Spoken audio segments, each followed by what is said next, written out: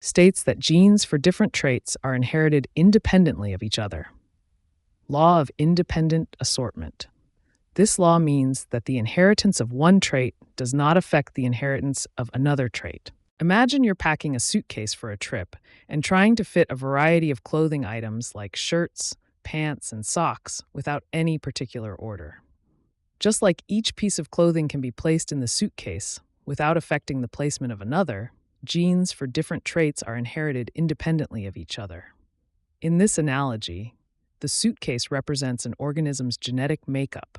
The clothing items are the different genes, and the way they fit without interfering with each other reflects the law of independent assortment, ensuring that the inheritance of one trait doesn't dictate the inheritance of another.